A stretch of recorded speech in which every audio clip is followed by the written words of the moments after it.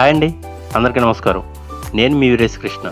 ఇప్పుడు మనం చూస్తున్న పల్లెటూరు కోనసీమలోని మామిడికుదురు మండలం పెదపట్నం అనే చిన్న పల్లెటూరు. పచ్చని పొలాలు, చుట్టూ కొబ్బరి తోటలు, మండువలోగిలు గల పెంకుటిల్లు, పక్కనే గలగల పారుతున్న గోదావరి. ఎంతో అందంగా ఆహ్లాదకరంగా ఉండే ఈ పల్లెటూరు మీరు కనుక చూసినట్లయితే కామెంట్ చేయండి.